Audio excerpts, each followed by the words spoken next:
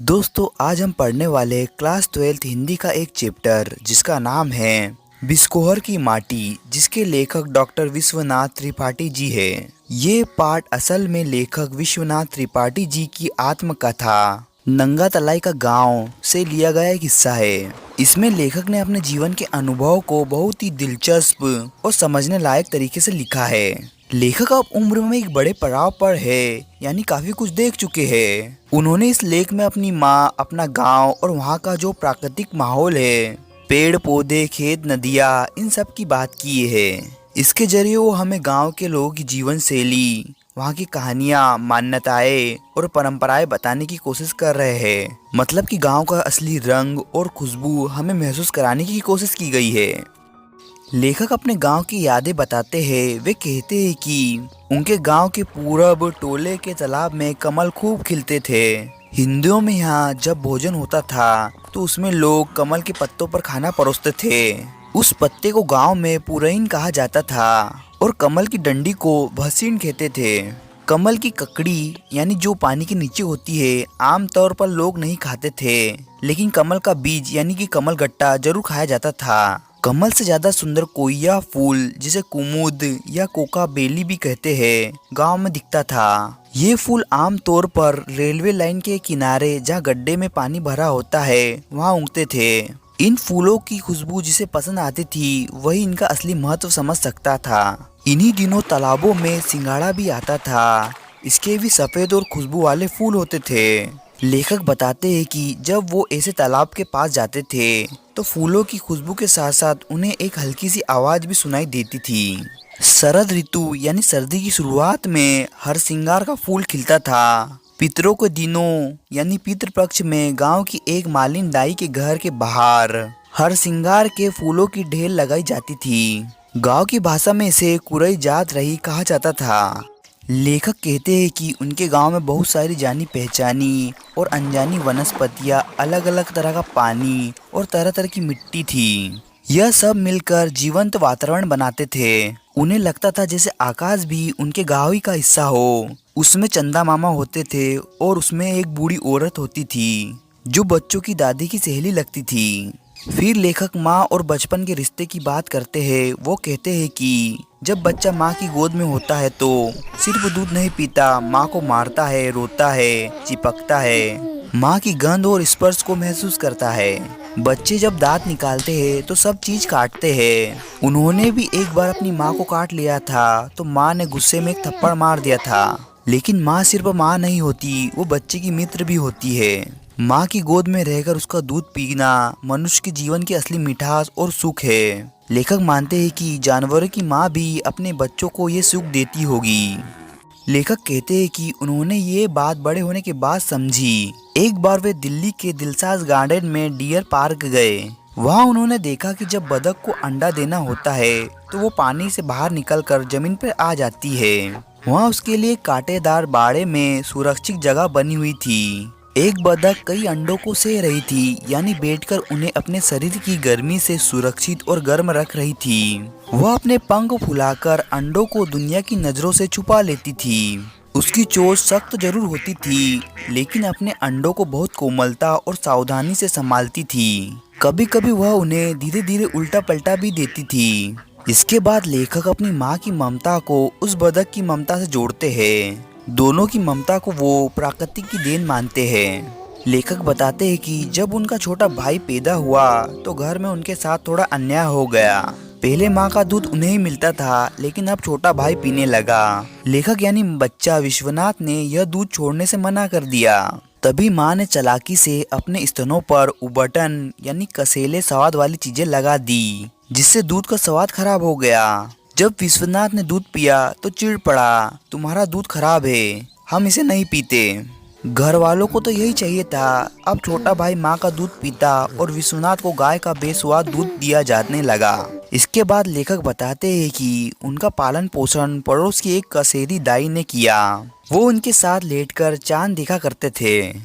लेखक फूलों की बात करते हुए कहते हैं कि सुंदर फूल दिखने वाले फूल ही असली फूल नहीं होते, बल्कि ऐसे फूल भी होते हैं जिनके बारे में हम फूलों के रूप में बात नहीं करते।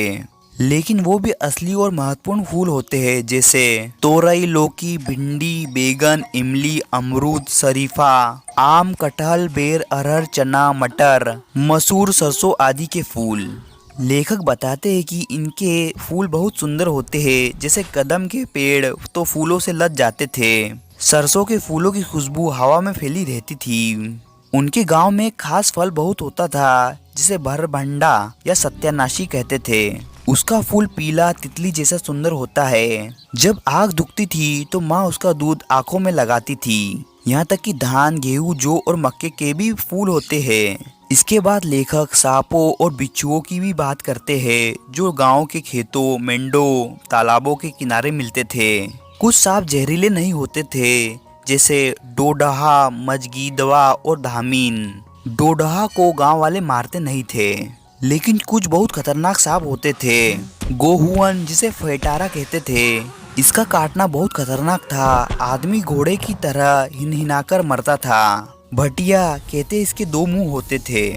आम, पीपल और केवड़े की झाड़ियों में रहने वाले सांप भी बहुत खतरनाक माने जाते थे। लेखक कहते हैं कि सांप से डर भी लगता था, लेकिन बच्चे उनकी राह भी देखते थे, शायद जिज्ञासा के कारण। बिच्छू का काटना बहुत दर्द देता था, पर गांव के लोग उससे मरते नहीं थे। लेखक कहते हैं कि कुछ फूलों का धार्मिक महत्व भी होता था। गुड़हल का फूल देवी का फूल माना जाता था। नीम के फूल और पत्ते चेचक होने पर रोगी के पास रखे जाते थे। बेर के फूल भी होते थे, जिसकी गंध बहुत तेज और मादक होती थी। लेखक अपने बचपन की गर्मी, बरसात और गांव की यादों को भावुकता से बयान करते हैं। वे बताते हैं कि गर्मी के दिन थे, सब सो रहे होते थे और वे चुपके से बाहर निकल जाते थे। माँ उन्हें लू से बचाने के लिए प्याज एक कपड़े में बांधकर देती थी। धोती या कमीज में गठना बांधकर लू लगने की दवा थी। कच्चे आम से बना आम पन्ना लेखक के लिए गर्मी का असली मजा था। कच्चे आम की खुशबू, जामुन तोड़कर खाना और कटहल जो फल भी है और सब्जी भी। बारिश अचानक नहीं आती थी। पहले आसमान में बादल छाते थे और गरजते थे। जब पहली बारिश में नहाते थे तो दांत, खाज जैसी त्वचा की बीमारियां ठीक हो जाती थी। फिर बारिश में गंदगी और कीचड़ फैलता, इसलिए पहले से ही लकड़ियां इकट्ठी करनी पड़ती थी जलाने के लिए। सर्दी की धूप और चैत यानी बसंत के बाद का महीना की चांदनी, दोनों में लेखक को कोई खास फर्क नहीं लगता था। दोनों ही सुखद लगती थी। फिर लेखक अपने बचपन के एक छोटे से प्रेम या आकर्षण की बात करते हैं। उन्होंने रंखक ने विश्वहार की औरत को पहली बार एक शादी में देखा था। उससे उसकी उम्र में करीब 10 साल का फर्क था, लेकिन लेखक को वो चांदनी में लिपटी हुई जूही की लता जैसे सुंदर लगी। वे उसे कभी औरत के रूप में नहीं, बल्कि कोमल सौंदर्य के प्रतीक के रूप में देखते थे। वे उसे देखकर हमेशा शर्माते रहते और उसकी शादी बिस्कोहर गांव में हुई तो लेखक को लगा कि इससे सुंदर गांव और औरत कोई हो ही नहीं सकती। लेखक विश्वनाथ त्रिपाठी जी इस अंश में माँ और नारी के शरीर की यादों को प्राकृतिक और गांव की चीजों से जोड़ते हैं। उन्हें माँ के पेट का रंग हल्दी वाली पूड़ी जैसा लगता है, यानी हल्का पीला, गर्म और अपनापन देने वाला। वे कहते हैं कि नारी शरीर की खुशबू में उन्हें बिस्कोहर गांव की फसलों की गंध मिलती है, जैसे तालाब की मिट्टी, गेहूं, भुट्टा, खीरा या सूखी घास। आम के फूलों की गंध उन्हें बहुत ही आकर्षक और रोमांटिक लगती है, जिसे वे रतिगंध कहते हैं, यानी प्रेम की खुशबू। पर इसके विपरीत फूले हुए नीम की गंध को वे नारी या श्रृंगार से नहीं जोड़ पाते। नीम की गंध उनके लिए गंभीर, रहस्यमयी और आनंद की ओर ले जाने वाली होती है।